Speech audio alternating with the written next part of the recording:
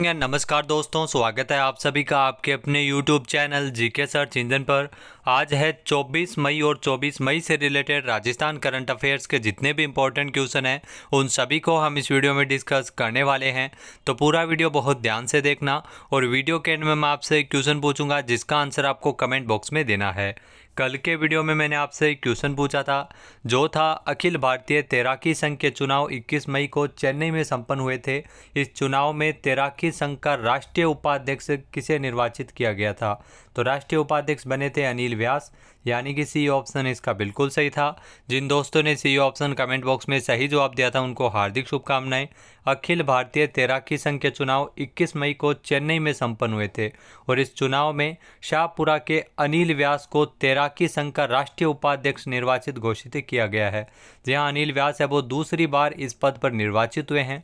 इस चुनाव में RN जयप्रकाश राष्ट्रीय अध्यक्ष बनाए गए हैं। अनिल व्यास जो वर्तमान में राजस्थान तैराकी संघ के प्रांतीय अध्यक्ष और राजस्थान ओलंपिक संघ के चेयरमैन भी है। तो चलिए स्टार्ट करते हैं आज के करंट अफेयर्स। पहला क्वेश्चन है, राजस्थान के मुख्यमंत्री अशोक गहलोत द्वारा राज्य स्तरीय कला महोत्सव का शुभारंभ कहाँ किया है? तो CM अशोक गहलोत द्वारा इसका शुभारंभ किया गया था उदयपुर में, यानी कि बी ऑप्शन इसका बिल्कुल सही है। आइए जानते हैं इंपॉर्टेंट फैक्ट्स। तो उदयपुर में 22 मई 2023 को राजस्थान के मुख्यमंत्री अशोक गहलोत द्वारा माणिक्यलाल वर्मा आदिम जाति शोध एवं प्रशिक्षण संस्थान तथा भारतीय लोक कला मंडल के संयुक्त तत्वावधान में भारतीय लोक कला मंडल परिसर में आयोजित राज्य स्तरीय कला महोत्सव का परंपरागत नगाड़ा बजाकर शुभारंभ किया गया था। जहाँ विद्यार्थियों और कलाकारों द्वारा तैयार चित्रकला और हस्तशिल्प कला की प्रदर्शनी का भी इसमें आयोजन हो रहा है। कला महोत्सव का जो समापन है वो 24 मई को होगा। जी हाँ, जनजातीय छात्र छात्राओं को पढ़ाई के साथ साथ परंपरा, संस्कृति तथा कला कौशल की रचनात्मकता में आगे ले जाने के उद्देश्य से इस कला महोत्सव का आयोजन है वो किया जा रहा है। नेक्स्ट है, हाल ही में राजस्थान में कार्यरत हिंदुस्तान जिंक को प्रतिष्ठित CII-ITC सस्टेनेबिलिटी अवार्ड 2022 में कितनी इकाइयों को सम्मान प्रदान किया गया था? तो हिंदुस्तान जिंक की 2 इकाइयों को पुरस्कार है वो दिया गया था, यानी कि सी ऑप्शन इसका बिल्कुल सही है। आइए जानते हैं इंपॉर्टेंट फैक्ट्स। तो जिंक लेड सिल्वर उत्पादन में वेदांता समूह की जो कंपनी है हिंदुस्तान जिंक, जो राजस्थान में भी कार्यरत है और इस कंपनी को प्रतिष्ठित CII-ITC सस्टेनेबिलिटी अवार्ड 2022 में 2 इकाइयों को इसमें सम्मानित किया गया था, जिसमें चंदेरिया लेड जिंक सिमुलेटर को कॉरपोरेट जो उत्कृष्टता में उत्कृष्ट उपलब्धि के लिए और जिंक सिमुलेटर देबारी ने पर्यावरण प्रबंधन में उत्कृष्टता के लिए पुरस्कार है वो प्राप्त किया था। तो हिंदुस्तान जिंक की 2 इकाइयों को पुरस्कार दिया गया था। ये पुरस्कार मुख्य अतिथि नितिन गडकरी जो केंद्रीय सड़क एवं परिवहन मंत्री है और उनके द्वारा ये पुरस्कार है वो दिए गए थे। नेक्स्ट क्वेश्चन है, अंतर्राष्ट्रीय जैव विविधता दिवस के अवसर पर किस जिले के बीड कंजर्वेशन रिजर्व में पर्यटकों के लिए जंगल सफारी शुरू की गई है? तो ध्यान रखना, जंगल सफारी की शुरुआत है वो झुंझुनू में है, बीड कंजर्वेशन रिजर्व जहां पर की गई है, यानी कि सी ऑप्शन इसका बिल्कुल सही है। आइए जानते हैं इंपॉर्टेंट फैक्ट्स। तो अंतर्राष्ट्रीय जैव विविधता दिवस के अवसर पर 22 मई को जहाँ राजस्थान के झुंझुनू के बीड कंजर्वेशन रिजर्व में पर्यटकों के लिए जंगल सफारी की शुरुआत की गई है। यहाँ राजस्थान के जो परिवहन एवं सड़क सुरक्षा राज्य मंत्री ब्रजेंद्र ओला ने 22 मई को जंगल सफारी का शुभारंभ किया था। राजस्थान में वन एवं वन्यजीव संरक्षण के उद्देश्य से प्रत्येक जिले में लव कुश वाटिकाएं भी विकसित की जा रही है। नेक्स्ट क्वेश्चन है, हाल ही में उदयपुर में किसान प्रशिक्षण केंद्र का उद्घाटन किसके द्वारा किया गया है? तो इसका उद्घाटन किया था CM अशोक गहलोत ने, यानी कि सी ऑप्शन इसका बिल्कुल सही है। आइए जानते हैं इंपॉर्टेंट फैक्ट्स। तो मुख्यमंत्री अशोक गहलोत द्वारा उदयपुर में किसान प्रशिक्षण केंद्र का उद्घाटन किया है, जहाँ 22 मई को जो गोवर्धन विलास स्थित उदयपुर दुग्ध उत्पादक सहकारी संघ के परिसर में ये किसान प्रशिक्षण केंद्र का उद्घाटन किया गया है। दूध दिवस पर जो समारोह आयोजित हुआ था जिसमें CM अशोक गहलोत ने पशुपालकों को संबोधित भी किया था। नेक्स्ट है, राजस्थान में इंटरनेशनल एयरपोर्ट की तर्ज पर किस रेलवे स्टेशन का 354 करोड़ रुपए की लागत से पुनर्निर्माण करवाया जा रहा है? तो उदयपुर रेलवे स्टेशन है जो इंटरनेशनल एयरपोर्ट की तर्ज पर पुनर्विकसित होगा और इसके लिए जो बजट है वो तकरीबन 354 करोड़ रुपए निर्धारित ही किया गया है, यानी कि सी ऑप्शन इसका बिल्कुल सही है। आइए जानते हैं इम्पोर्टेंट फैक्ट्स।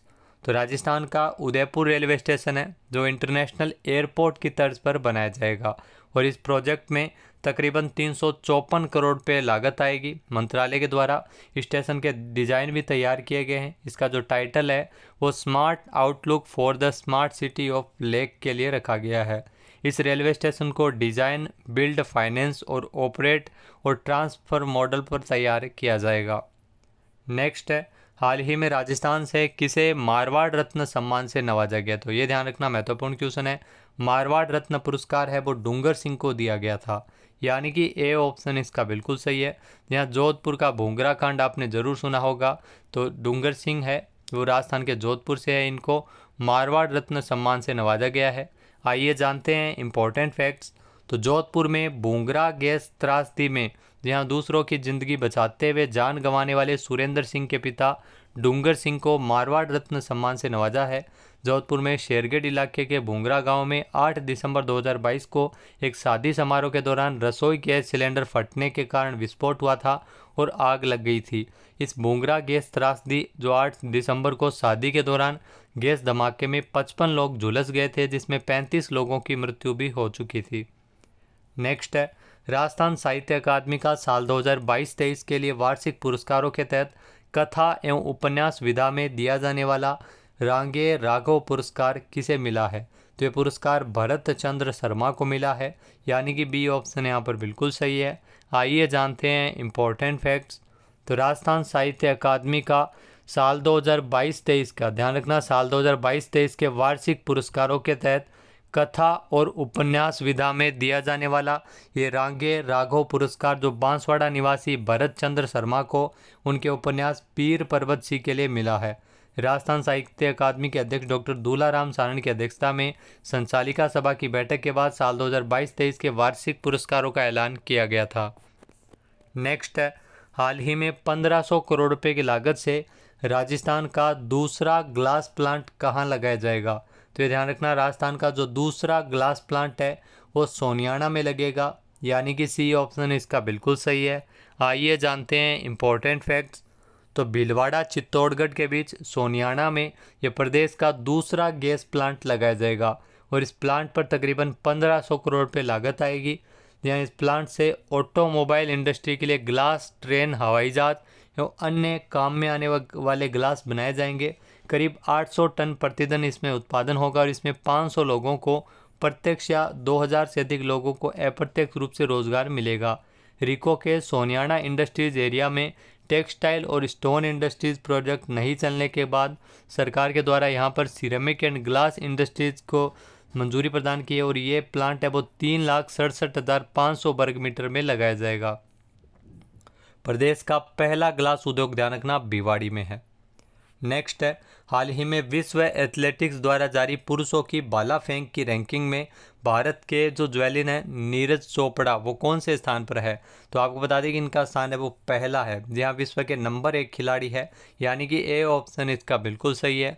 आइए जानते हैं इम्पोर्टेंट फैक्ट्स। तो विश्व एथलेटिक्स द्वारा जारी की गई पुरुषों की भाला फेंक रैंकिंग में नीरज चोपड़ा विश्व के नंबर 1 पर है, जहां वे ग्रेनाडा के मौजूदा विश्व चैंपियन एंडरसन पीटर्स से 22 अंक आगे है। 1455 अंकों के साथ शीर्ष स्थान पर है नीरज चोपड़ा। नीरज चोपड़ा ने ज्यूरिक में डायमंड लीग 2022 फाइनल जीता और प्रतिष्ठित ट्रॉफी जीतने वाले पहले भारतीय भी बन गए थे। नेक्स्ट क्वेश्चन है, हाल ही में विश्व कछुआ दिवस कब मनाया गया है? तो हाल ही में विश्व कछुआ दिवस है वो 23 मई को मनाया गया है, यानी कि बी ऑप्शन यहाँ पर बिल्कुल सही है। आइए जानते हैं इम्पोर्टेंट फैक्ट्स। तो हाल ही में विश्व कछुआ दिवस है वो 23 मई को मनाया गया है। कछुओं और कछुओं की सुरक्षा के बारे में जागरूकता फैलाने और दुनिया भर में उनके लुप्त हो रहे आवासों के बारे में जागरूकता फैलाने के लिए 23 मई को प्रतिदिवस मनाया जाता है। यह दिन बेहतर भविष्य का वादा करता है जहां पर मनुष्य और कछुए शांतिपूर्वक सह अस्तित्व में रह सके। साल 2000 में इसकी शुरुआत हुई थी और अमेरिकी कछुआ बचाओ प्रायोजित किया गया था। बात करते हैं आज के हमारे क्विज के, जिसका आंसर आपको कमेंट बॉक्स में देना है। तो आज का क्विज है, देश में बांधों की भूकंप और अन्य आपदाओं से सुरक्षा का राष्ट्रीय केंद्र राजस्थान में कहाँ स्थापित किया जाएगा। एक बार फिर से सुनिएगा, देश में बांधों की भूकंप और अन्य आपदाओं से सुरक्षा का जो राष्ट्रीय केंद्र है वो राजस्थान में कहाँ पर स्थापित किया जाएगा। इसका सही आंसर आपको कमेंट बॉक्स में देना है। और अगर ये वीडियो आपको पसंद आए तो इसे लाइक और शेयर करना बिल्कुल न भूलिएगा। चैनल पे नए हैं, सब्सक्राइब नहीं किया है तो अभी सब्सक्राइब बटन पर क्लिक करें। इस वीडियो की जो PDF फाइल है वो आप वीडियो के डिस्क्रिप्शन बॉक्स से डाउनलोड कर सकते हैं और इस क्वेश्चन का आंसर आप वोट करके भी कर सकते हैं।